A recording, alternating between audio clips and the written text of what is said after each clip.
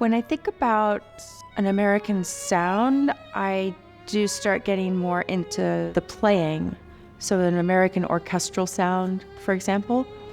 And it's very interesting to me that when I go to France and I hear French musicians playing French music, they're not trying to play French, they're just playing the music. And it sounds different than when you're in another country and they're trying to play French music in a French way. It's the same thing in America when you're playing an American piece with an American orchestra, you hear this natural fluidity of phrasing. A trio by Carlos Simon with an American cellist versus a European cellist, there's something just about the language and embracing the way a vowel turns in the language, the way a consonant fits in the language. It translates over into the way you naturally play a note. I don't think that there's any less value in a non-American playing American music.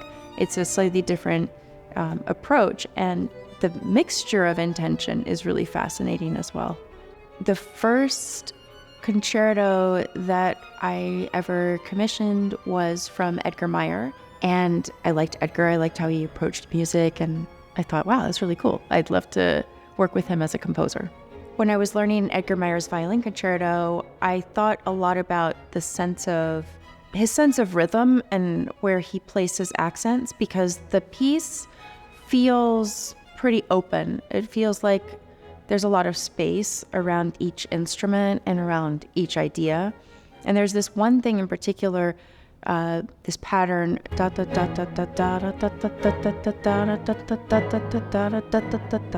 and so I would ask Edgar to demonstrate it for me whenever I would be around him.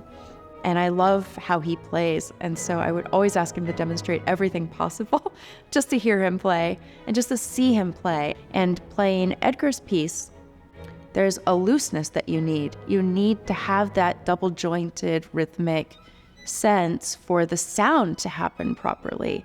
And it's been very interesting for me because I've worked on that piece with American orchestras and with European orchestras. And when I go to the European orchestras, it's always it's like, and I have to say, it's like this, it should sort of demonstrate, in American bow technique and more traditional folk styles, and it sounds more like this, and this is where you feel it in your arm, this is where you feel it in your hand, and this is how the sound comes out. And if you do it like this, it's a different piece, it's a different style, different reference, and that's not how he plays.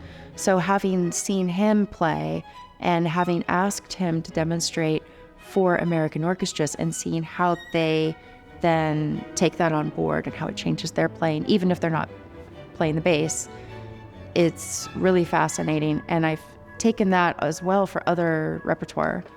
When I have a way that I play a certain piece, I will remember sort of what it is to communicate intention of technique and the way that technique affects the sound, affects the space, affects the phrase, the room that the composer leaves in the music.